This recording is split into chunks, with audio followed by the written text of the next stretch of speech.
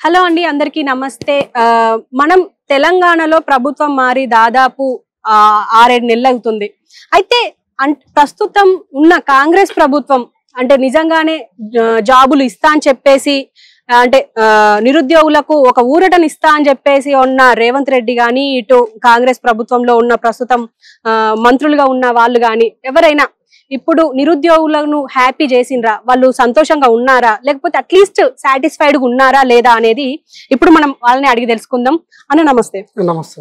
ఇప్పుడు మీరు చెప్పండి, ఇప్పుడు కాంగ్రెస్ ప్రభుత్వం వచ్చి దాదాపు 6-7 నెలలు అవుతుంది. ఇప్పుడు మీకున్న అంటే సమస్యలన్నీ పూర్తిగా తొలగినాయి అనుకోవచ్చు అంటారు. ఎందుకంటే అప్పుడు ప్రవళిక చనిపోవడంతోనే మనకు మొత్తం చేంజ్ అయిపోయింది, మొత్తం అసలు అన్ని చేంజ్ అయిపోయినాయి, ఇక బీఆర్ఎస్ ప్రభుత్వం రాదు అని అనుకున్నారు, అలాగే జరిగింది. ఇప్పుడు మీరు ఏం చెప్తారు?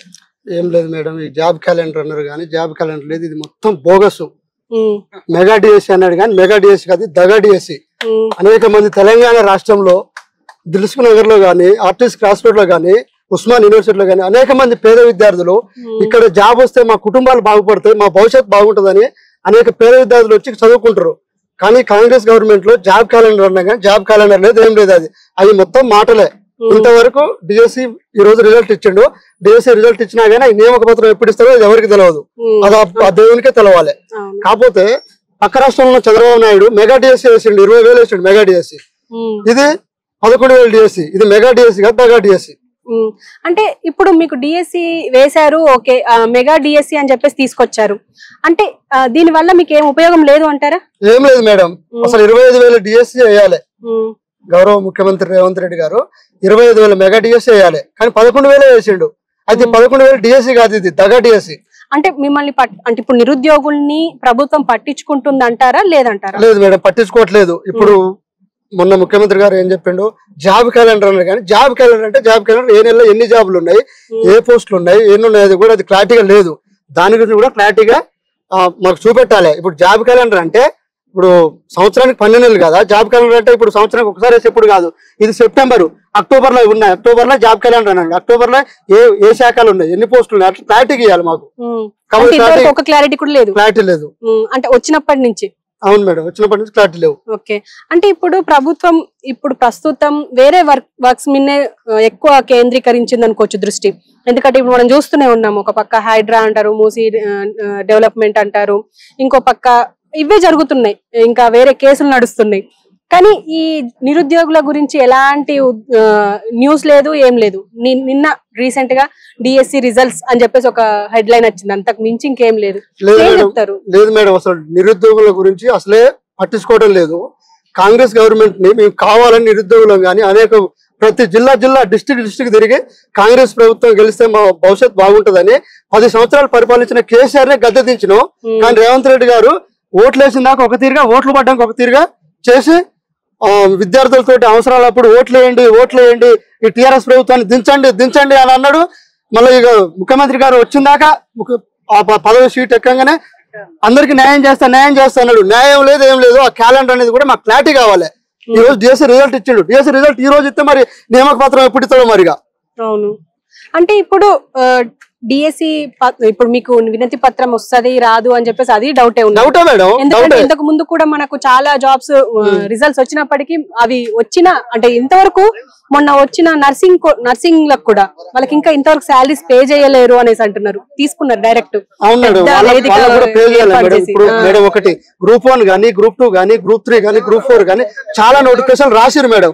అవన్నీ కూడా కోర్టు కేసుల ద్వారా ఇప్పుడు నడుస్తున్నాయి. ఇంతవరకు ఆ గ్రూప్ 4 కూడా వాళ్ళకు ఇంతవరకు కూడా వాళ్ళకి పోస్టింగ్ మాకు జాబ్ ఎప్పుడు వస్తుంది, మేము ఎప్పుడు పోవాలని చూస్తారు.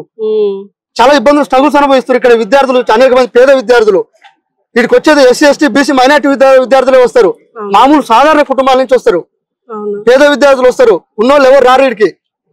అంతే. ఉస్మాన్ యూనివర్సిటీ అంటే ఇది 100 సంవత్సరాల చరిత్ర గల యూనివర్సిటీ. ఇది యూనివర్సిటీకి అనేక మంది పేద విద్యార్థులు చదువుకొని మాకు జాబ్ వస్తుంది, మేము ఒక స్థాయిలో ఉండాలి అని కోరుకుంటారు విద్యార్థులు. కానీ కాంగ్రెస్ ప్రభుత్వం ఏం చేస్తుంది, మోసం చేస్తుంది.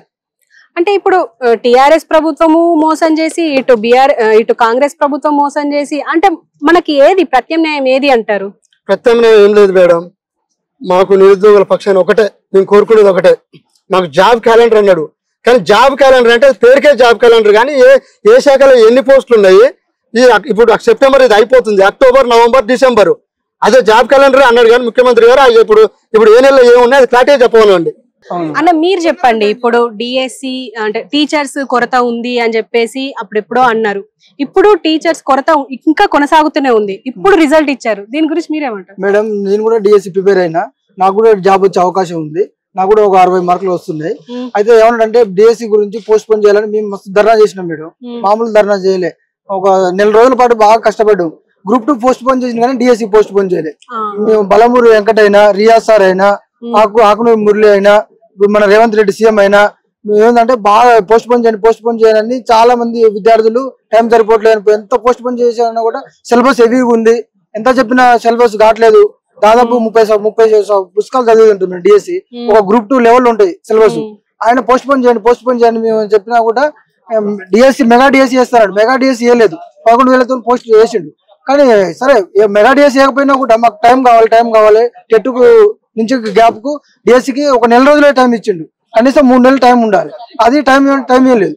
ఎమ్మటే మేము రిక్రూట్మెంట్ స్కూళ్ళలో పిల్లలకు చదువుకోవడానికి ఇబ్బంది అవుతుంది, మేము ఎమ్మటే రిక్రూట్మెంట్ ఎమ్మటే చేసేస్తాం, ఎమ్మటే జాబులు ఇచ్చేస్తాం అని చెప్పిండు. ఇంతవరకు అసలు రిజల్ట్ ఇవ్వలేదు, ఆ జాబ్ లో పిల్లలు ఎక్కేటట్టు లేదు. మరి ఇప్పుడు పిల్లలు చదువులు ఎట్లా నడుస్తున్నాయో నాకు డౌటే ఉంది, ఆ చదువు నడుస్తుందో నడవట్లేదు అని పిల్లలు చదువు చెప్తారో చెప్పట్లేదు చాలా డౌట్ ఉంది. అంటే 60 మందికి టీచర్లు ఇద్దరే ఉన్నారు అని చెప్పేసి రీసెంట్ గా కూడా మాట్లాడుతున్నారు. అంటే చాలా మంది మాట్లాడుతున్నారు, 60 మంది పిల్లలు ఉంటే ఒక స్కూల్లో ఆ 60 మంది పిల్లలకు ఇద్దరే టీచర్లు. అంటే ఇది ఎనఫా అంటే సరిపోతుందంటారా మేడం? యాక్చువల్ గా ఎన్సీఎఫ్ 2005 ప్రకారం గవర్నమెంట్ ప్రకారం ఒక 30 మందికి ఒక టీచర్ ఉండాలి మేడం. 30 మందికి ఒక టీచర్ అంటే 60 మందికి 2 టీచర్లు ఉండాలి, ఒక హెడ్ మాస్టర్ ఉండాలి, మొత్తం 3 ఉండాలి. కానీ 2 ఉంటే ఎట్లా సరిపోద్ది మేడం? సరిపోదు. స్కూల్లో సౌకర్యాలు కూడా సరి, టాయిలెట్స్ లేవు, పిల్లగాళ్ళకు భోజనాలు సరిగా పెట్టట్లేదట, సన్న బియ్యం అని చెప్పిండు, ఆ బియ్యం లేదట, అసలు సౌకర్యాలు ఏం బాగాలేడు స్కూల్ మొత్తం. ఒక ఢిల్లీ ప్రభుత్వం ఒక ప్రైవేట్ స్కూల్ ఎట్లుంటదో, ఢిల్లీ పబ్లిక్ స్కూల్ ఎట్లుంటదో అట్లుంటాడు గవర్నమెంట్ స్కూల్ కూడా ఢిల్లీలో, అట్లా చేస్తామని చెప్పి ఆకునూరి మురళి. మరి ఇప్పుడు ఏమైంది? అసలు వాటి గురించి ప్రస్తావన లేదు అసలు. మీరేమో చెప్తున్నారు? విద్యార్థి టీచర్లకు ఏమని ఈరోజు 30వ తారీఖు కదా, 1st తారీఖు నుంచి 5వ తారీఖులో ఎప్పుడు జీతాలు వస్తాయి, ఎంత వస్తాయి అనేది కావాలి. కానీ పిల్లల భవిష్యత్తు అవసరం లేదు. ఈ రోజు ఎంతో సాధారణ కుటుంబం నుంచి వచ్చి కూడా చాలా మంది విద్యార్థులు ప్రైవేట్ స్కూళ్ళలో చదివిస్తారు. కాబట్టి గవర్నమెంట్ స్కూళ్ళలో టీచర్లు కావాల్సింది విద్య లేదు. ఇప్పుడు జీతాలు ఎంత వస్తాయి? ఈ నెల 50,000 పడ్డాయా, 1,00,000 పడ్డాయా? జీతాలు కావాలి. పిల్లల భవిష్యత్తు గురించి ఆలోచించాలంటున్నా. అంటే ఎప్పటి నుంచో ఇది నడుస్తూనే ఉంది కదా, ఇప్పుడు మనము గవర్నమెంట్ లలో చదివే వచ్చినాము, టీచర్లకు ఫస్ట్ జీతాలు పడ్డ తర్వాతనే ఇంకా ఏదన్నా ముచ్చట అన్నట్టు ఉంటది. ఏదో కొన్ని స్కూళ్ళల్లో మంచి విద్యను అందించాలా, వీళ్ళ భవిష్యత్తు మంచిగా ఉండాలా అని చెప్పేసి కొంతమంది టీచర్లు పాటు పడతారే తప్ప ఏ టీచర్ పాటు పడదు. ఇప్పుడు ఈ టీచర్లు పాటు పడే మాట లేదు. అసలు గవర్నమెంట్ స్కూళ్ళల్లో కూడా ఇంకా చాలా స్ట్రిక్ట్ చేయాలి. టీచర్లు కూడా జస్ట్ ఓన్లీ వత్తూరు అంటే వత్తూరు, పోదురు అంటే పోతురు, కానీ విద్యార్థులు బయటకు వెళ్తే ఏమి రావట్లేదు. మీరు చాలా మంది చదువు లేదు, ఏం లేదు, జస్ట్ ఏమైనా టీచర్లకు ఏం కావాలా? ప్రమోషన్ కావాలి, హెచ్ఎం కావాలి, ఎంఈఓ కావాలి, పెద్ద పోస్టు పోవాలి. ఎట్లాగే జాబ్ అయితే వచ్చింది, విద్యార్థులు ఎటైనా పోనీ అని టీచర్లకు కావాల్సింది ఏంది? ఇప్పుడు జీతాల గురించే. వాళ్ళు ఇప్పుడు జీతాలు గురించి చేయమంటే రేపు పొద్దునే ధర్నా చేస్తారు, కానీ విద్యార్థులు చదువు గురించి చేయమంటే మాట్లాడరు. పుస్తకాలు సరిగా ఉండవు, పుస్తకాలు లేవు, ఏం లేవు.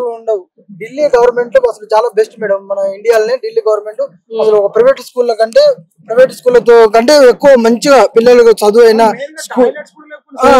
టాయిలెట్స్ లేవు, సరైన భోజనం లేదు, పుస్తకాలు లేవు, చదువుకోవడానికి టీచర్లు లేరు. ప్రజలకు మన ఏమన్నా రేవంత్ రెడ్డి ప్రజాపాలన అని చెప్పిండు, మేము ప్రజల గురించే మేము ఏదైనా చేస్తాం అని చెప్పిండు. మా కోసం మీరు ఒక 2 నెలలు కష్టపడండి, మేము జాబ్ మీకోసం ఏదైనా చేస్తాం. కాంగ్రెస్ ప్రభుత్వం కావాలని కేసీఆర్ గద్దదించి మేము ఓట్లేసి గెలిపించినాం, కానీ మా నిరుద్యోగుల పక్షాన్ని ఏం చేసిండు? ఇంకా మమ్మల్ని మోసం చేస్తున్నాడు. ఏ గవర్నమెంట్ అయినా, ఆ గవర్నమెంట్ అయినా మోసం చేసింది, ఈ గవర్నమెంట్ అయినా మోసం చేసింది. మా భవిష్యత్తు మొత్తం ఆగం అయిపోయింది. అంటే మన రాష్ట్రంలో యూత్ ప్రాబ్లం లోనే, అంటే డేంజర్ లోనే, చాలా డేంజర్ ఉన్నాయి మేడం. మాకు యూత్ కి ఉద్యోగాలు ఇచ్చుడు, గవర్నమెంట్ స్కూల్ బాగు చేసుడు, మళ్ళీ ఏమైనా మెగా డిఎస్ 2 లక్షలు రాగానే సంవత్సరం లోపు 2 లక్షల ఉద్యోగాలు అన్నాడు. ఆ ఉద్యోగాలు ఏం లేవు. ఇప్పుడు హైడ్రా తెచ్చి పెద్ద భవనాలు వాళ్ళ తమ్ముందే ఉందంట, బహుజన్ భవన్లో ఆ తమ్ముంది గోల కొట్టట్లేదు. ఇంకా పెద్ద పెద్దలే ఉన్నాడు. ఫస్ట్ వాళ్ళే గోల కొట్టాలి,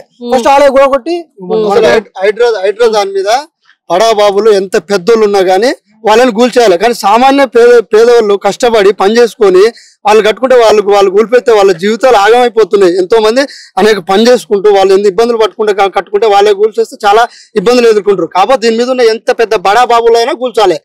దీని మీద అది కూల్చినాక బడా బాబులే కూల్చినాకనే సామాన్య ప్రజలు పాపం ఒక సామాన్య ప్రజలు మాలాంటి వాళ్ళు ఒక చిన్న పాప జీవితాంతం కష్టపడితే ఒక ఇల్లు కట్టుకోలేము. ఆ ఇల్లే వాళ్ళ జీవితాంతం ఉంటది. అలాంటి వాళ్ళు కూలగొడితే వాళ్ళకు జబ్బులు, వాళ్ళ మైండ్ డిస్టర్బాయింట్, వాళ్ళ చదువులు డిస్టర్బాయింట్, వాళ్ళ జీవితాలు మొత్తం డిస్టర్బాయింట్. కాబట్టి ఒకసారి ఆలోచించాలి. ఫస్ట్ పెద్ద బడాబాబులు కూలగొట్టి తర్వాత సామాన్య ప్రభుత్వం కూలగొట్టాలని ఆలోచన.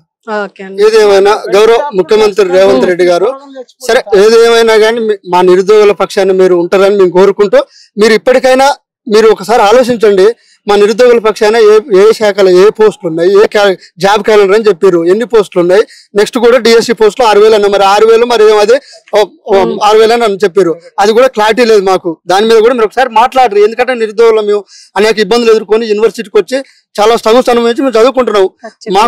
మాకు కూడా ఒక జాబ్ వస్తే కుటుంబాలు బాగుపడతాయని మాకు కూడా ఉంటుంది. కాబట్టి మీరు గౌరవ ముఖ్యమంత్రి గారు మీరు ఆలోచించండి.